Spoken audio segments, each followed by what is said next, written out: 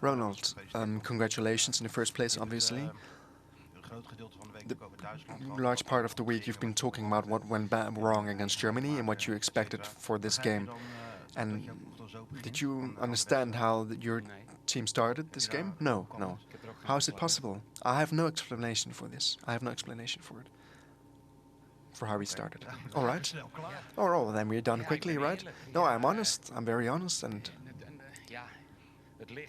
it's about that you lose a duel and you lose the second ball, and then there's an offside moment, fortunately. But if you look at those moments and how they came to be those moments, there was a lack of intensity in the defensive aspect of our game, and as for the pressure on the ball from our side, and that's not good, especially not if you start a game,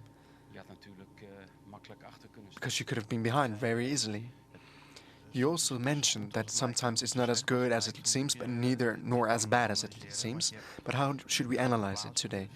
Because you did win 4-0, but there were moments where the Hungarians really came through the lines, right?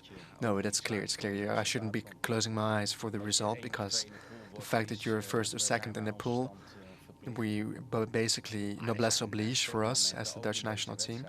But also during this game, we should have scored more goals, and we should have conceded a lot less chances to the Hungarians, and there should be a better balance in this aspect. What will be your aspect for Bosnia, your view for Bosnia? Will you try other things with new players? I don't know, I will be thinking about that tomorrow in all clarity and serenity.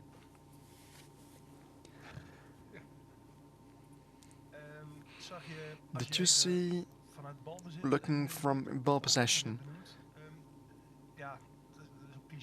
it's maybe a cliché in possession play, you did see that Frenkie de Jong does things differently than other midfielders. He turns towards the other goal, and it's true, yeah, Frenkie is a player who, through his dribbles, and is able to play through other players, through the defenders.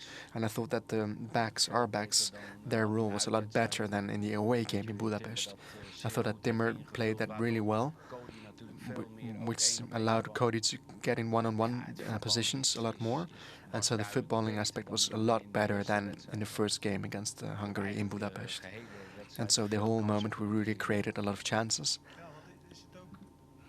And is it also, like during the Euros, you had a lack of midfielders, but only one goal really came from the midfield from Simons against England. But right now you had more chances, like Reijnders almost made a header in the goal, and Gravenberg shot on goal as well. What do you expect from your midfielders in that sense? Well, obviously you want your midfielders to have score goals at times, obviously. Koopmeiners has showed that this evening. Gravenberg maybe a bit less, because he played a bit more from the back. But Reijnders is such a player who shows that as well at his club, that he can make goals. And the attackers, the strikers, also have that potential to score. Valentijn, question. Ronald, the game was also overshadowed by two incidents with the assistant trainer of Hungary in the first place. How did you experience that? I was very, very shocked, obviously, and everybody was standing around, and you know that.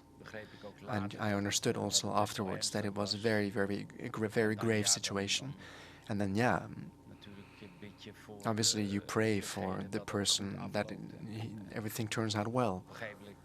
And then it seemed to be going well, and so the referee wanted to continue as well, but he wanted to give the Hungarians the option to go on or not, and you saw the Hungarians come together and talk about it, whether they wanted to continue, and they decided to continue because they knew at that moment that the situation was under control.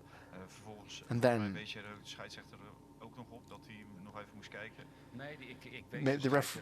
you told the referee that he had to look at the VAR? But no, I didn't tell the referee. I heard from Virgil that the referee would be looking on the screen because of the handsball, but he wanted to know for sure that the situation was under control before going towards the screen, and then he would go, and that happened, to watch the VAR screen. All right, and then after, Weghorst started to cheer a lot. Don't you find that was completely not the right moment when a person was fighting for his life? No, I mean, everything was under control. He was not fighting for his life. Yeah, but he had just been received medical assistance. He was about to basically die. But then they chose to continue. And in my opinion, then if you choose to cheer, then you can feel that in your own personal opinion. I understood that on social media, everybody is talking about this, about Wout Weghorst. No, but I'm not brain dead. I'm not brain dead. Well, sometimes you are brain dead, and sometimes you are on social media. All right, you're allowed to call me brain dead.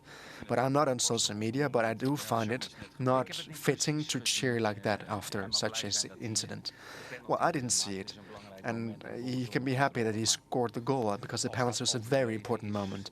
But if his cheering was too much, or maybe if it had to be different, maybe I will be talking with Wout Weghorst about this.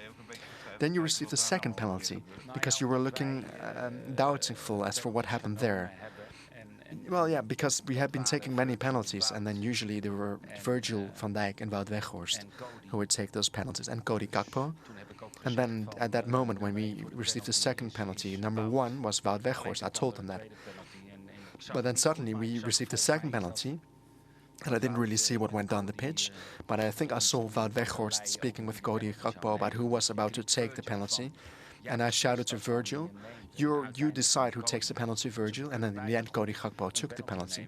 And they're both really good at taking penalties, but it never seems beautiful and good and nice when two players seem to be fighting as for who's to take the penalty. All right, so Wout Weghorst was your first person? Yes, for me, yes. At the first penalty, yes. All right, so for the first penalty, you said it? Well, I thought Virgil, before the game, that Wout Weghorst would be the top of the list for penalties. Any more questions? If no, thank you.